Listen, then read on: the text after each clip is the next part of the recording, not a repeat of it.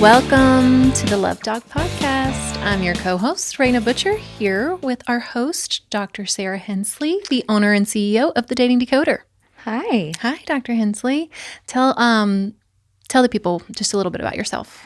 I am a specialized social psychologist who's been studying the science of attraction and attachment inside romantic relationships for over 15 years. Yes, and in case you're wondering, she runs a relationship coaching business called The Dating Decoder, where she has multiple services, so go check that out. So episode 6 today. Yes. And we are going to talk about, this one's good. This one's good too. How do you want to be loved? Yes. So important. Yeah. How do you want to be loved? Well, my base attachment before I earned my security was fearful avoidance. Mm-hmm. And so fearful avoidance deepest attachment needs are to be seen, heard, and understood. And so they really need someone who studies them, Mm-hmm. who can predict their needs to some degree based on that data that they gather, and sort of swoop in and meet needs really without being asked. I feel like that's a lot of women.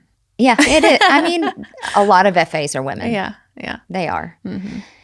And, fearful avoidance really want, obviously, like I said, to be seen, heard, and understood, especially in conversations when they're being vulnerable. Mm-hmm. So they want someone who will not get defensive, who will lean into their vulnerability, even if it's difficult, even if what they're saying is about their partner. And it's not easy.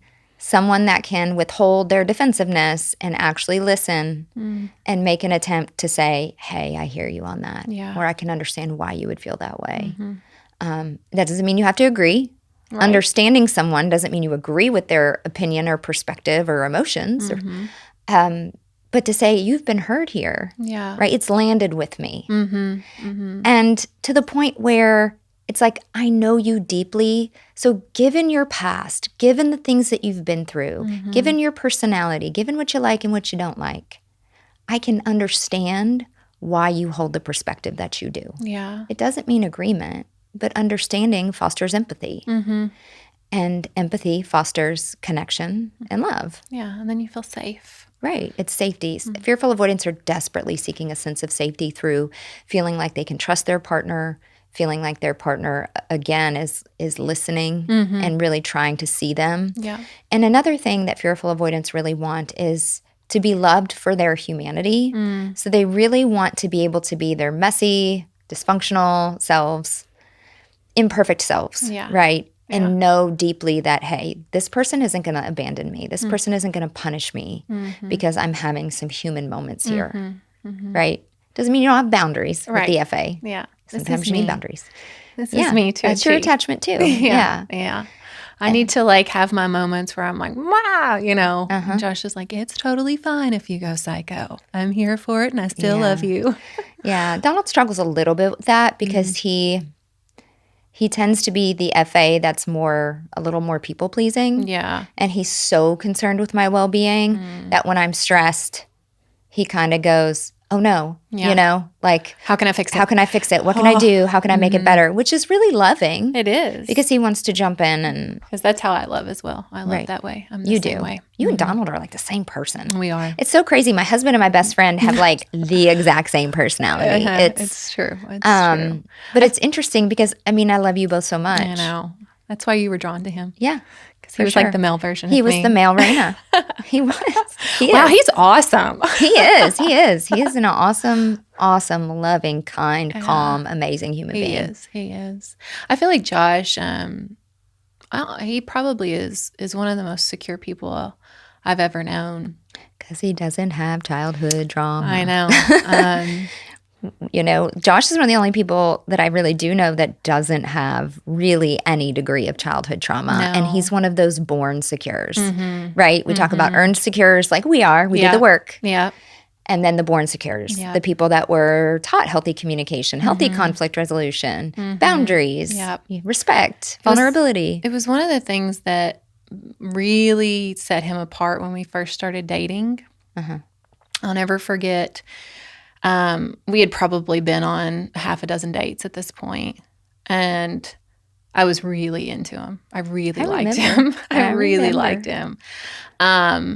But we were still filling each other out, and being the anxious, attached person that I was, I would always ask him to do something, and then I would follow it up with, "Oh, but no pressure, no pressure, no pressure." Mm-hmm. And I think I probably did that again, like half a dozen times. And we were on our 6th date, and we're sitting there, and I'm like, "So, you want to do something this weekend? No pressure." And he was like, he looked me straight in the face, and he was like, "You don't have to say that." He was like, It's precious. he was like, "If I didn't want to be here, I wouldn't." Yeah. And I was just like, Secure people state what they want. yeah, I was like, "What?" And what they don't want. And they don't do things they It was don't so want to do. sexy too. Oh, yeah. It was like the sexiest thing, because it made me, one, take a step back and be like, okay, there's no guesswork here. Yeah. Like, I don't have to guess what he wants. Like, he just told me straight up, like, hey, if I didn't want to be here, I wouldn't be. Right. So don't worry. Right. And I was like, and it just, at that point, it was like, it was one of those pivotal moments in our relationship where it kind of took it to the next level. Yeah. And you could kind of breathe that sigh of relief. Like, and that's one thing that secure people are really good at doing is they're not afraid to share their feelings. Yeah. Because they don't feel fear rejection Yeah. in the same way that a lot of other insecure people do. So the anxious preoccupied, we know they are terrified of rejection. Yeah. The fearful avoidant, doesn't like rejection. They see it more as a betrayal. And dismissive avoidance, they have a rejection wound, but it's almost unconscious. It's like it's there, but it's not in there. It's not able to be accessed very easily.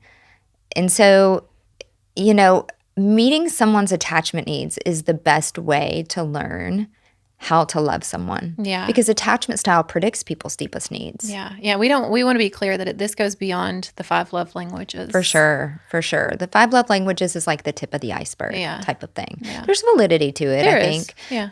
But it doesn't do a good job of really digging into attachment. So let's say we have an anxious, preoccupied partner, right, who deeply desires reassurance inside of their relationship, that they are loved, that they are valued, that the relationship is stable. A dismissive avoidance, words of affirmation are not going to hit the mark on that. It's going to be like, I love you, good night. Yeah. Right? Right. So I told you I loved you. All right. But it wasn't in this way where I said, wow, I really want you to know that I love you and you're so valued and you're so important to me. Yeah. That's going to land with the anxious preoccupied, right? That feels genuine. It feels deep. It feels connected.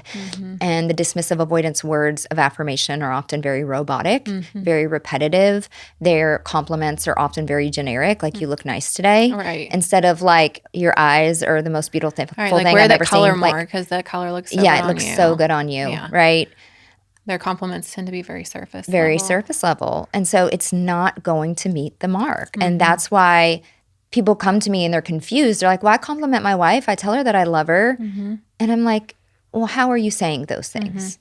Well, and the same applies to acts of service. Because, gosh, the DA will do acts of service all day. They will. They're the ones that are like, but I'm providing. I'm the financial, provider here in this family. I do this. I do that. I do this. I do, But for the FA partner, That's it's not going to land. enough. The fearful avoidant is really going to want to know that someone is seeing deeply who they are, right? And responding to who they are as a person. Yeah. Yeah. Like, oh, wow, I know that you are really triggered by that. And I'm sorry that I said it in that way because I know that that's something that really hurts you, right? And that kind of plays off the episode we had of how does this hurt you? Yeah. This is just sort of the how do you want to be loved? Yeah. So navigating relationships in a healthy way is often about avoiding people's triggers and meeting their deepest needs. That's a recipe for success. Yeah. And avoiding people's triggers isn't walking on eggshells. It's loving somebody deeply enough to know how their past and their pain has affected them. Yeah. And to not purposefully be stepping on those minds in that subconscious minefield where that pain lives. Yeah. I know with Josh too, and again, Dr. Hensley's here for your clinical standpoint. I'm here for real life. Okay, guys. It's all I got. It's all I got. But I know with Josh, we have this sort of agreement. In terms of the 5 love languages, the way I want to be loved is exactly the way that I choose to love. And so it's acts of service is one. Gifts. And gifts. Yeah. I know that about you. Yeah. I love to give gifts and I love to get gifts. too. But Josh also, like, here's an example of when he sees me, right? He sees something about me, knowing that I was a single mom for 14 years, carrying all the weight of all the responsibilities. He knows now where to step in and take some of that load because these are things that he knows about me. So that's how he performs his acts of service. And that's what we mean. It's like, that's the surface, but you got to go deeper as to why that's the love language that the person has. Right. So it's what is it about them Right. that makes that need important to them, and understanding that. That's the deeper level that people need to go in order to meet needs inside of a relationship. Yeah. Yeah. And gifts too are, it's tricky. Gifts are really tricky because I don't want you to get me something just to get me something. Yeah. Right. Like it's not the kind of gift giver I am. In fact, I have this rule around gifts. Like I'm not just going to go buy you a gift because it's your birthday. Yeah. Like I want that gift to mean something. If I see something and I say, oh my gosh, this reminds me so much of Sarah. Like that's the kind of gift that I want to give. Yeah, and that's same. the kind of gift I want to get. That's the FA. Yeah. See me Yeah. for whom I am, as a unique person. All right. See me as a unique person and treat me as that unique person. So when I coach my clients, often when we go through meeting the needs of your partner based on their attachment style, and we talk about gift giving, if the partner is a fearful avoidant, I say, you have to be able to say, here's why this gift would be good for you or would represent you or would, you would be happy with it. Here's why I thought that this would be a good gift for you. Yeah. Not just because you needed it, right? But because I know these things about you and what you like and what you don't like. I know you deep enough to know that you're going to like this. Josh is so good at that. Yeah. I have to give him major props there. He is so good at that. Some of his gifts that he has given me have just been so unbelievably thoughtful and wonderful. That is amazing. Yeah. I'm doing some major damage control here. After feeling like I threw him under the bus in the last episode talking about our fight. But, everybody fights. Everybody fights. Every couple fights. Conflict is a part of every relationship. It's how do you handle that conflict, right? And we went over that. Yeah. So, but meeting needs is just as important as handling conflict appropriately. Right.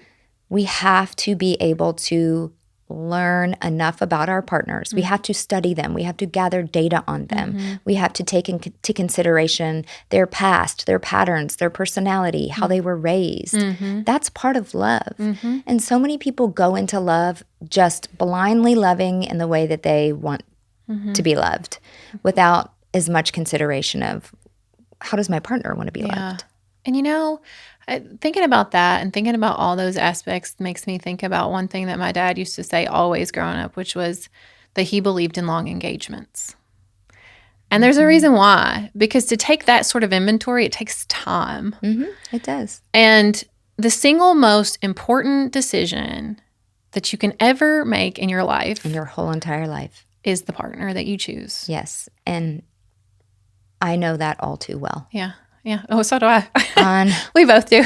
On such a profound level. Yeah. There's nothing more that will contribute more or less to your happiness and your success in life than who you choose to marry and who you choose to have children with. Yeah. And what I think is so unfortunate are individuals who really promote, no, get married young, have those kids, so young.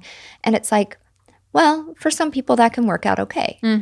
But we change so fundamentally. There's this concept in psychology where, we believe that the person that we are now is who we're always going to be. All right. It's just this fallacy, and it's escaping me now, the name of this theory, but it's not true. Yeah. The person we are now is not who we're always going to be. No. The bands we like now are who we're not always going to like. The clothes we wear now are not the style of clothes we are always going to wear. Sometimes I look back at like 21-year-old, 22-year-old Raina, 23-year-old, and I'm like, Oh, man. Who is that person? What was I thinking with that? Who was that girl? I Yeah. don't know her anymore. And I can't imagine, like, if I'd gotten married, I was never married to my son's dad. But if I'd ever married, like, I mean, obviously we would have been divorced. Thank goodness you didn't. Well, I mean, maybe I could have gotten some alimony. I could have maybe fared a little bit better. I don't know.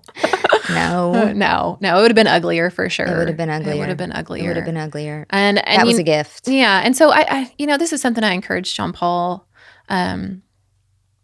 specifically right now, because he's very close to being 18. He has a serious girlfriend. They've been together for a year. They're so in love. Yeah. And I don't want to devalue that. They are so in love. And, and that first love is it's very powerful. It's so powerful. And it's immature. Very. But it's very powerful. Yeah. But I mean, think about the way that you wanted to be loved when you were 16, 17 years old versus how you want to be loved now. Yeah. Right? It's completely different. It's night and day. When I was 16, 17 years old, I just wanted to be like cuddled and loved on and, have like teenage sex all the time. Yeah. Like, now it's completely different. Like it has to be so much more than that. And I think that's what changes. And so I'm really trying to encourage him to be like, don't rush into something that, right, where you're going to change so much over the next decade, where you look back and you think, Yeah. And I don't want him to miss out on other things, really discovering what it is that he likes, in the opposite sex. And I think sometimes with that first love, you kind of hone in on it. And it's like, we're going to end up together. Like, of course. We're going to get married. Yeah. Like, I remember thinking that about my high school sweetheart. Like, we're going to get married. We're going to be together forever. Yeah. And it's so important that you kind of get out there, because I think when you have the different experiences with people over the years, you really discover how it is that you want to be loved. Yeah. Yes, absolutely. And so I didn't find the love of my life until I was 39 years old. And I don't regret it. I mean, I'm glad I found it then. But each partner, especially post-divorce, I had a few different guys that I dated, taught me a little bit more about what I wanted and what I didn't want. Yeah. And those experiences were so valuable. Yes. And I think we have to teach people how to treat us. And so there's this element of teaching people how we want to be loved in a gentle way, in a kind way. Yeah. And a lot of people who very much fear vulnerability don't even know what their needs are. Therefore, they can't express them. And then those that do sometimes still have trouble expressing their needs. Yeah. And you have to be able to be vulnerable about your needs. And those that have any degree of anxious attachment struggle to be vulnerable about their needs because they're afraid they'll be too much. Right. And they'll push someone away, or that person will abandon them and say, well, I can't meet those needs. I really struggled with that. I struggled with that, especially when I dated a dismissive avoidant. Yeah. I do not struggle in my marriage with that. One, because my husband, he just meets all of my needs. I really never even have to ask. Not to brag. Yeah. No, you can brag about that. You're allowed. I mean, I earned it. I earned my attachment security, and I earned the ability to choose an attachment secure partner because I was attracted to security. That's the huge shift people don't understand. It's like, well, why? I have people that are, like, I just had a client the other day, had a 1.5-year relationship with a dismissive avoidant. He broke up with her 3 different times, just out of the blue, freaked out, said, I can't do this. You want too much. I got to go away. And then he would always come back around, and then they'd pick right back up. And sure enough, 5-6 months later, freak out, run away. And then they had their longest break, which was nearly a year. And now they're back in contact. And she's like, how do I get him too? And I said, no. Yeah. It's the wrong mindset there. You can't get anybody to do anything. Yeah.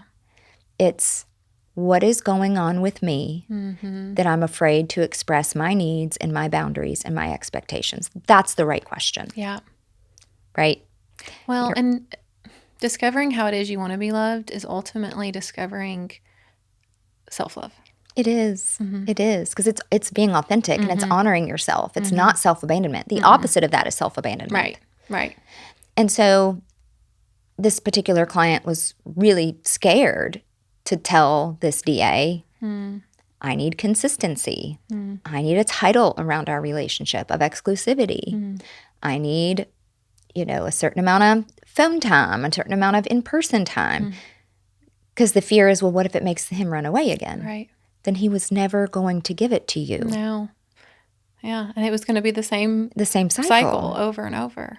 Never ending. And I think a lot of people approach the work around relationships of how can I be what my partner needs me to be for them to love me correctly.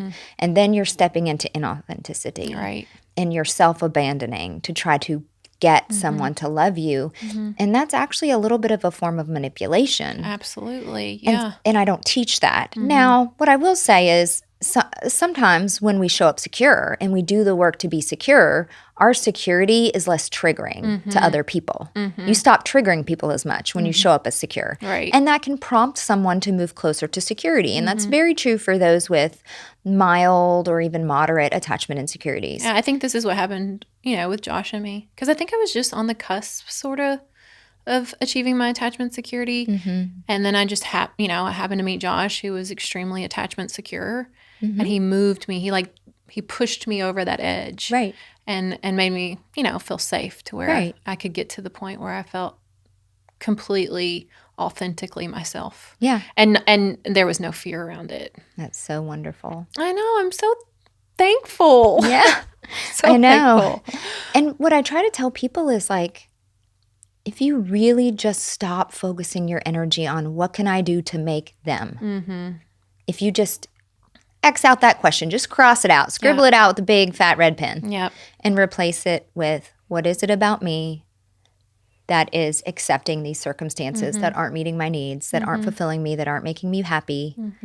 Why am I choosing to stay here? What is going on with me that I'm too afraid for whatever reason to set boundaries or to walk away from that? Yeah. And then also getting really honest with what it is you want. Yeah. Because I think that's what happened with me. I just got really, really honest because I think you're right.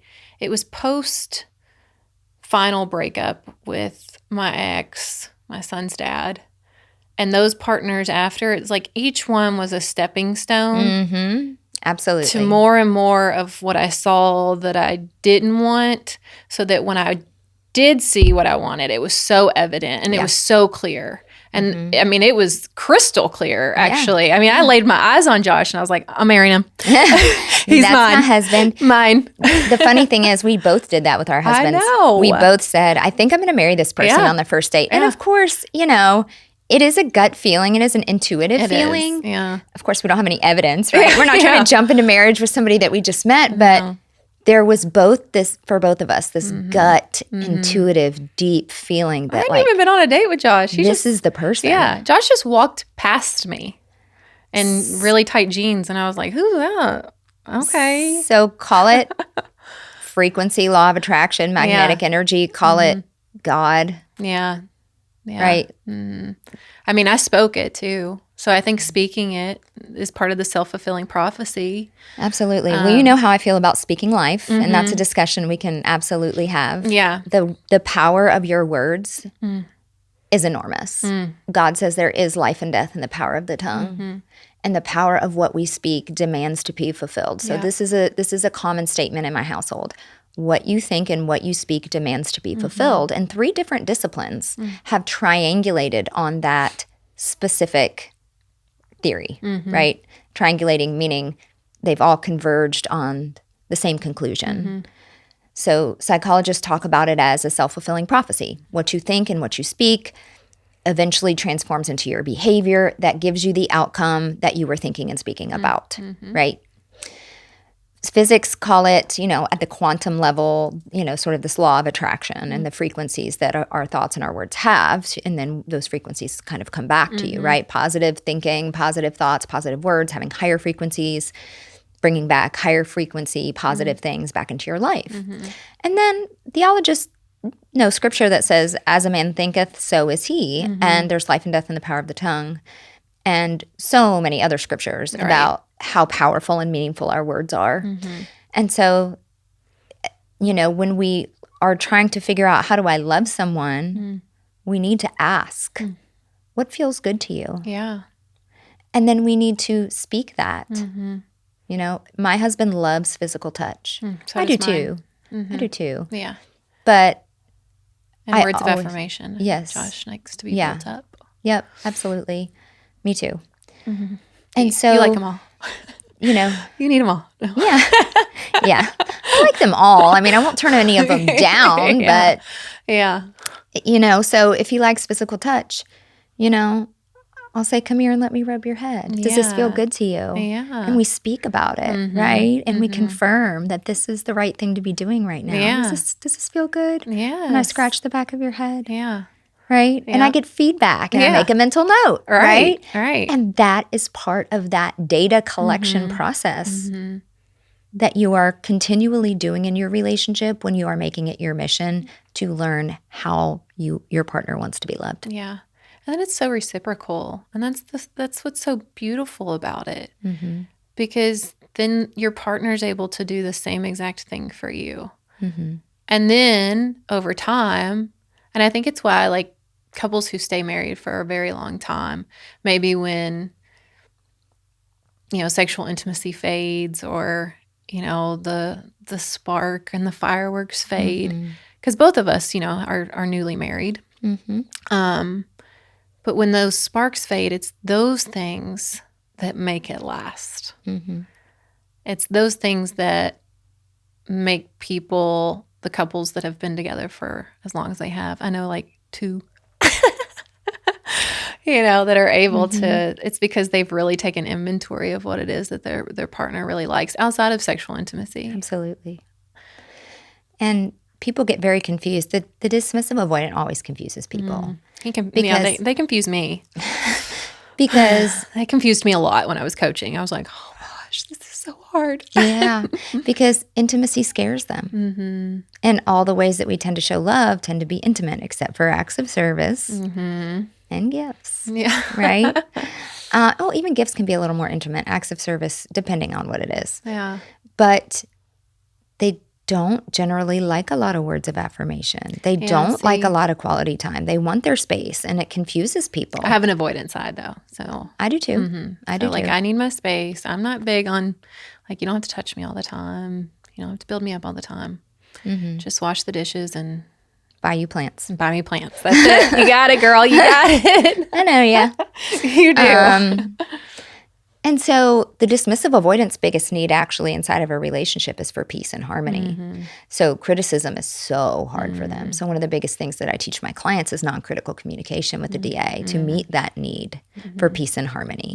So instead of saying like, you're always on your phone, you never pay attention to me, we say, hey, it would feel really good if we had some time connected without our devices. How can we make that happen tonight? Yeah. And most DAs are like, okay, I'm willing to comply with that. Yeah. But when they hear you got it wrong, it triggers their defectiveness wound. Their desire for peace and harmony is not being met. That need is not being fulfilled because it's starting a conflict. And then they withdraw more. Yep. Yeah. And so learning how to love your partner the way that they want to be loved is so critical. And when I made my super mega ridiculously viral video, Why Women Won't Have Sex with Their Husbands, so many men were like, I go to work, I come home, I do the dishes, I help with the kids, and my wife still won't sleep with me. And I'm like, is that their deepest attachment need? Right. Like, that's great that you're an equal partner. Good for you for being an equal partner. But I think that that's kind of the bare minimum. Yeah. What in terms of their deepest intimate and emotional needs do they need? Yeah. Maybe they're a dismissive avoidant and you're highly critical and you're highly anxious and you're constantly criticizing them for not noticing something or taking a little too much space or being a slower emotional processor, and your constant criticism is pushing them away. Have you thought about that, right? They don't want to they didn't want to hear that. And I feel like people communicate critically and don't even realize it. Oh, it's such a huge problem. Yeah, they don't realize it at all. Yeah. I know that's a big problem that I ran into when I was coaching in your practice. And then, the light bulbs start to go off, but just like a lot of the things that you teach in your practice, like metacognition and, taking control of our thought world, learning to communicate non-critically is also a practice. It is. It takes time. It takes time. Yeah. It takes time to go, hey, there's something I would really like to see and improve in our relationship. And it's having more of this thing that I really like. Yeah. Instead of saying, there's not enough of this thing, Right. you're deficient. I would really like to have more of this thing that you do that I do like. And that's actually complimentary. Hey, Yeah. you do something I like so much, I want more of it. Yeah. Yeah. Right? And of course, not everything can be shaped in a positive way. Most things can. But when there's, a repeated negative behavior and you have to address it more directly, there can be ways to be less critical. Very much so. And I teach a lot of those in my practice. Well, and again, it's you have to, the partner who's trying to communicate non-critically has to dismantle their trigger cycle. Yes, absolutely. Because the reason why they're communicating critically is because they're triggered. They're absolutely triggered Yeah. into feeling not loved, not understood, rejected, abandoned. I mean, there could be a lot of potential triggers happening. But when you're able to think about, okay, my partner just said something. And if my thought is, wow, they're such a jerk, well, then what is that speaking to my nervous system? I'm married to a jerk, right? That's what it's speaking. And either I have to say married to a jerk, which will be miserable, or I have to get divorced. And the nervous system and the subconscious mind are putting those connections together before the conscious has caught up to that. Your nervous system is going into 911 before you have even realized it. But when you go, hold on a second, all right, he's not a jerk. He just said something I didn't like. Let me take a step back, take a deep breath, and think about maybe I could get curious about what's going on. And so we step in with curiosity. And that's when the brain starts to change. It does. Yeah. This is all of what I teach. Yeah. This is what I teach. And it's profound and it works. It does. Yeah. Because we actually rewire our neural pathways. We do. And it's fascinating. Those new thought processes around, okay, here's the old pathway of my husband's such a jerk that I tend to go down that alerts my nervous system that's been on repeat for years. That's been on repeat, that alerts my nervous system that I'm in trouble. And because then I'm activated into fight, flight, or freeze because my nervous system feels a threat, I react in fight, flight, or freeze, right? Right. Depending upon the attachment style, you'll get one of those responses. But if we interrupt the thought before it has time to truly, fully activate the nervous system, we've stopped the domino effect at the first domino. And then our nervous system feels safe. And then we become conscious decision makers about our behavior. And then language takes over. You're able to communicate non-critically. I'm mindful. Right. I'm mindful of how I think. I'm mindful of how I speak because I feel safe. And when our nervous system is regulated and safe, we are open, we're compassionate, we're curious, we're mindful, we're empathetic, we're connected to the present, we're connected to our partner. When we are up in those fight, flight, or freeze states, those are completely self-oriented defensive responses. They're not others-oriented responses. So they don't allow us to listen with empathy. We're going to get defensive. They don't allow us to stay engaged with what's going on. If we're avoidant, we're probably going to want to withdraw, right? Or disassociate. And so much of what I teach is about learning to challenge thoughts and to regulate the nervous system, which are the first two dominoes before you get to behavior. And if you can keep those dominoes from falling down, you get to consciously decide your behavior. And those behaviors that you just lined out when your nervous system is calm essentially is the definition of love, right? Yeah, love is empathy, patient, it's kind. I mean, God did define it. Yeah. And empathy and compassion and patience and understanding are all such a part of loving someone in a healthy and secure way. But people can't work through their triggers, and their nervous systems are directing their defensive or avoidant responses. Yeah, and people have never been taught. No. This is what I love about your practice, because it's like you're really breaking through the chatter. Well, not even the chatter. Like you're just creating something brand new in the sense of like, hey, it's a lot different. This is what love is. This is what love looks like. Right. This is how people are asking to be loved. And when I feel like we grow up to think that love is just this feeling, and it just falls into place with the right person. Right. It's just this That's feeling. such a myth. Yeah. It doesn't just fall into place with the right person. Yeah. It's so much more than that. Of course, I mean, I do believe that we are more compatible with some than others. Yeah. But I think even very incompatible people, I have seen very, very anxious, fearful avoidance and very dismissive avoidant people grow to be secure and make their relationship work. And that's the worst pairing. Yeah. Yeah, it is. People think the anxious, preoccupied, and the dismissive avoidant is the worst pairing. It's not. Oh, no. It's not, because they're both terrified of conflict. Mm-hmm. But the fearful avoidant and the DA, it is so painful. Mm-hmm. So painful. Yeah, it's like living on like just two different islands. I mean, my experience with coaching. Yeah. I mean, when I was coaching the FADA dynamic, it was the partners could not be more different, because the DA would just completely, and he, you know, the ones that I'm specifically thinking of, he was pretty severe DA, so he would completely shut down. And then she was so fearful of rejection, so fearful of it. She asked for nothing. And so there was this huge separation between them, and nothing ever got resolved. Nothing. Because nobody ever said anything. Yeah. Nobody ever said anything. Yeah. So she was more avoidant in her FA side as well. Yeah. But feeling it on the inside. Oh, yeah. I was going to say. And building massive resentment. 100%. Yeah. Like just living with constant anxiety and just simmering. That's why, I mean, she had lots of body ailments too. I could not deal with that in this current relationship. I could not deal with that in my relationship. And I never want my husband to feel that way ever. Yeah.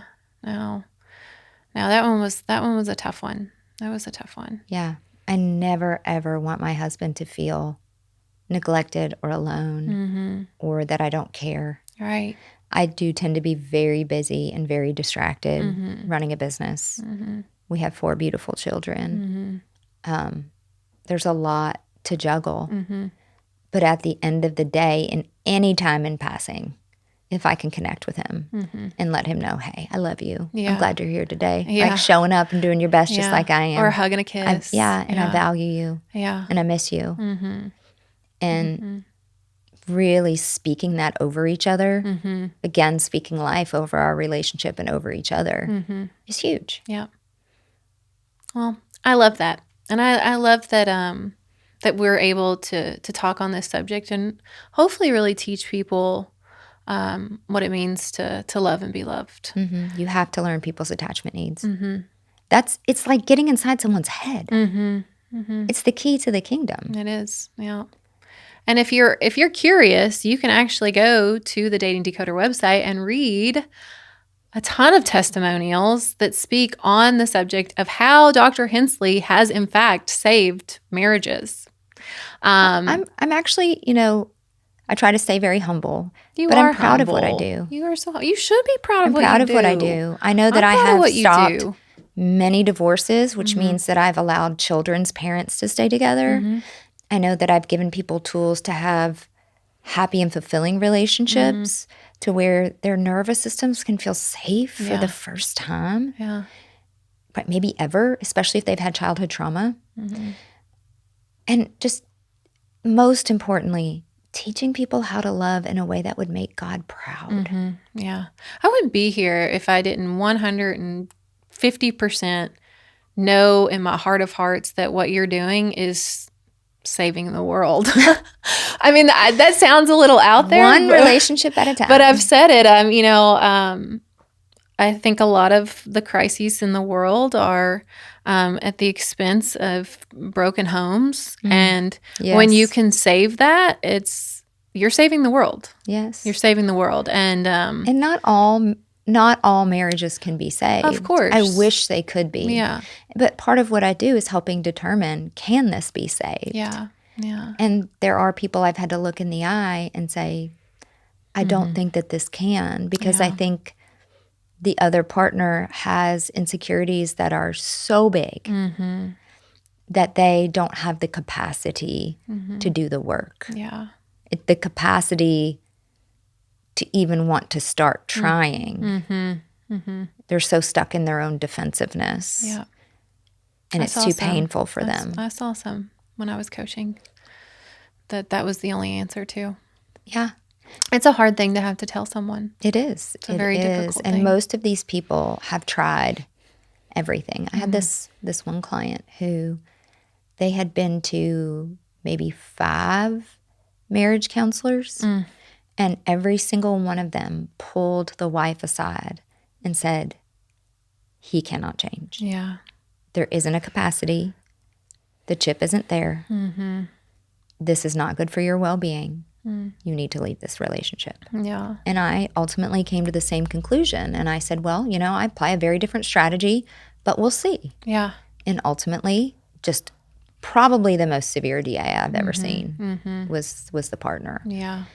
And he could not get it. Yeah. Even with an extremely prescriptive plan of how to meet her needs. Yeah. Literal check boxes, right? Yeah. Yeah. And then So DAs good. love that. They Yeah. love the Yeah, they love the list. the list. Yeah. He couldn't do it. That makes me so sad. It is sad. Because again, he probably wanted to some degree. Sure. He wanted to. But this is something you talk about often too, that it's not a want issue. It is not a want issue. It is a capacity issue, especially for dismissive avoidance. The connections in their brain around intimacy, around vulnerability were never developed. If you never, what you don't use, you lose. Yeah. Right? Yeah. And what fires together wires together. So if you are void of emotional attunement in childhood, I mean, you have parents that I hear the most heartbreaking things from DAs. Yeah.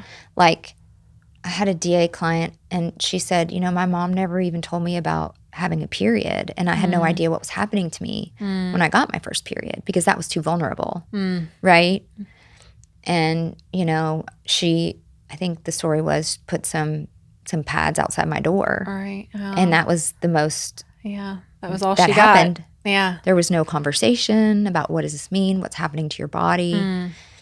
Because there was so little ability to be vulnerable about anything sensitive or difficult. Yeah. All difficult conversations were completely avoided. In those households, a lot of times, the DAs grow up and they say, well, my parents never fought. All right. And they didn't. Of course Because they both of them Yeah. just went their separate ways until it blew over and then Right. came back and acted like nothing happened. Yeah. And built resentment Yeah. over time. Yeah. And it's really sad. It is sad. And I know that this is just funny. I know one of the reasons why I mean, honestly, that I had to quit coaching for your practice and take on a different role. I needed you more in a different role for sure. Yeah, was because it was so hard. It was so hard to be able to have to be in those situations where you have to tell somebody, look them straight in the eye, like, in my professional opinion, this probably isn't going to work. Mm-hmm. And it's very hard. And to see the heartache, like I get, I have all these bodily responses even talking about it. Yeah, you're an extreme empath. Yeah. To where you feel, there's different types of empathy. Feeling it all. And you have a type of empathy that you feel deeply in your body. Oh my gosh. And so all the weird things were happening to me when I was all the coaching. things. So for all of those out there that I coached, I love you so much. But I couldn't do it anymore. I couldn't do it here's anymore. the thing. You were fantastic at it. Oh, thanks. You were Thanks, fantastic at it. Thanks. I mean, you kind of I were miss trained. it. You kind of were trained for years. I mean, Yeah. we've been best friends for a long time. Yeah, yeah. And so there wasn't a lot you hadn't heard me talk about or know. You were being trained whether you knew it or not. Yeah.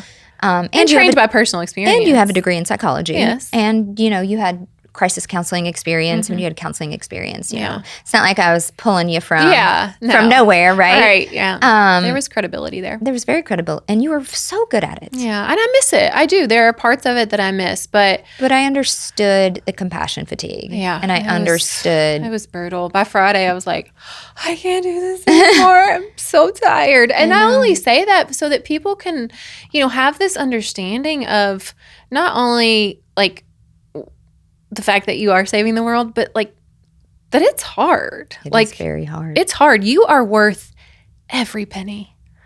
Every penny. Thank you. Listen, I mean, I answer a lot of your messages and people are like, wow, that's so expensive. And I'm like, no. Because here's the thing, Dr. Hensley, and it's not when you break it down, right? Which we won't get. I mean, you can go to the website and look at all of Dr. Hensley's services, but it's like you, one, are credible. You have an extremely high education and degree, the highest. I mean, other than an MD. I think they're kind of equal. They are. Yeah. They are. Yeah.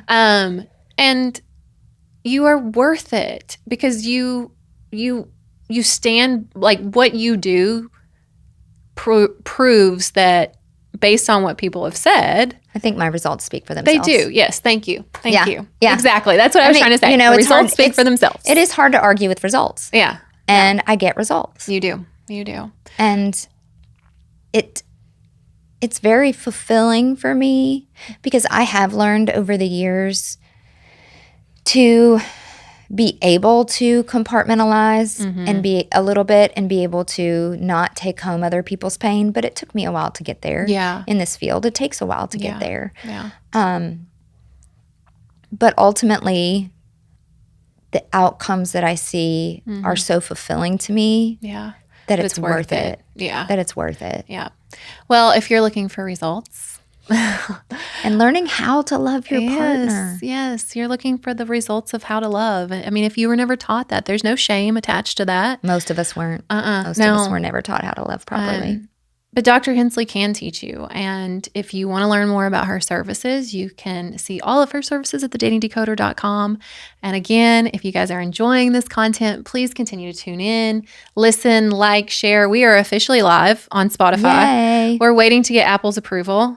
Fingers crossed. Hopefully by the time this episode, which is episode 6, airs, we will also be live on Apple. But until then, peace, love, and perspective.